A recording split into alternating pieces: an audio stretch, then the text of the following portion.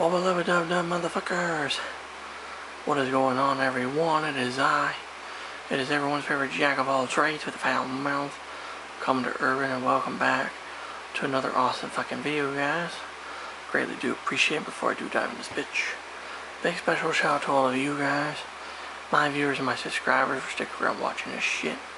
Reason why I fucking do is for all you guys, so yeah. And today, guys, is going to be an awesome video, because this is going to be the introduction to my next build, which will be this kit here, the Revell 1 to 535th scale model of the USS Missouri, which is the Mighty Mo US Navy battleship. And if you guys remember from my unboxing, this is a very, very old kit. Very old kit. And to prove how old this thing is, 1953. That's what it says. Yeah, see? 1953. So this kit's been around for a long fucking time.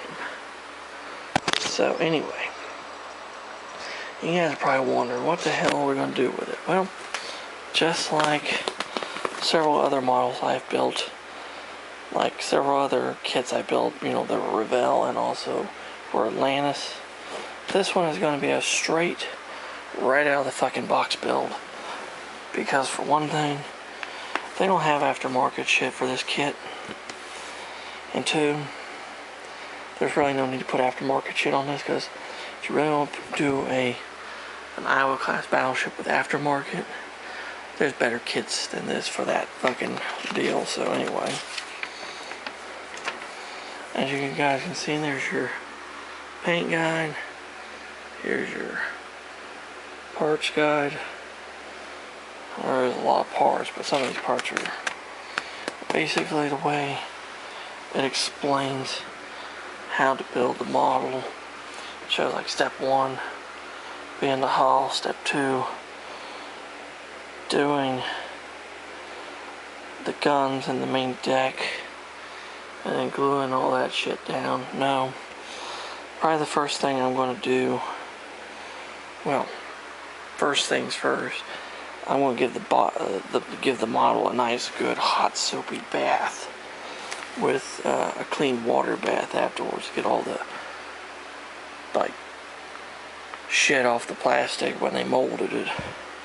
And two, I'm going to go through all the parts, clean all the parts up of any excess plastic, or you know, any scrap plastic that might be on it, like any leftover plastic, you know, the flash. And being an old kit, and I was inspecting some of these parts, there is quite a bit of flash on a lot of these parts. There is a lot of flash, a lot of flashing, and a lot of excess plastic on shit, so it's going to take a while to clean all that off and to get everything ready to begin assembly. And I'll probably assemble sub-assemblies and do it from there. But the ideal is to paint and detail the main deck, and to paint and detail the guns, you know, the paint and detail the main guns, and get the aircraft crane catapults done, and get the crane done, and then have these little things put on there so the guns can fucking turn and shit, and then go ahead and get the main deck, the painted main deck and shit, down onto the hull, and then have the rudder and the anchors glued on, and I'll paint the entire hull and shit that way.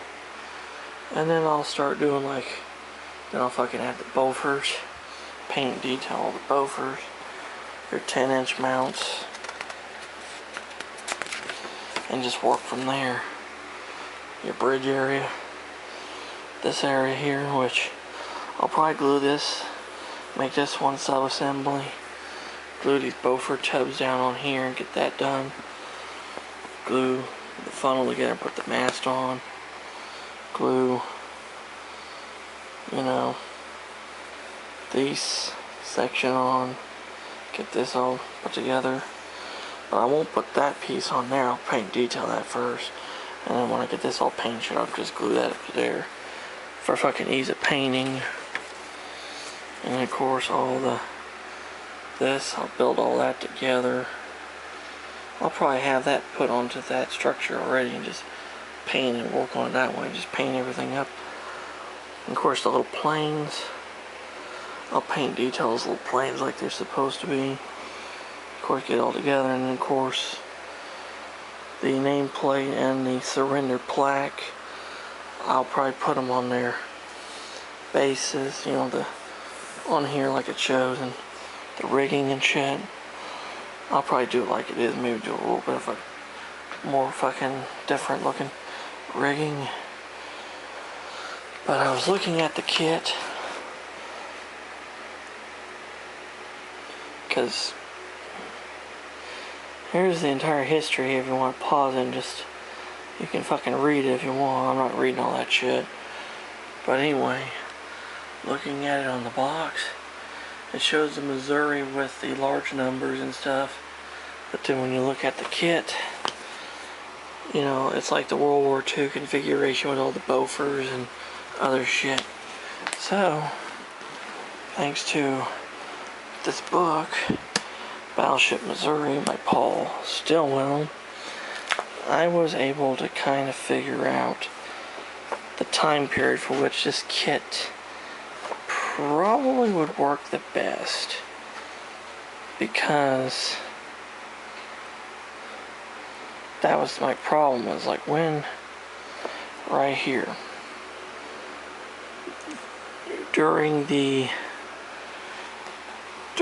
era of the Korean War, because Missouri still had her massive, you know, Missouri was still had all these same weapons as she did during World War II, but she had the large numbers on the bow and smaller numbers on the stern and so on, so forth. But it would be early Korean War, because it would be early era Korean War because of she still had her catapults. So it would be during the time when, slightly after when this was taken, because see, she has the smaller numbers here while her sister Iowa had the larger numbers. So this is probably when it's gonna be, cause see, so it's gonna be Korean War era. That's what I think, or maybe early Korean War era.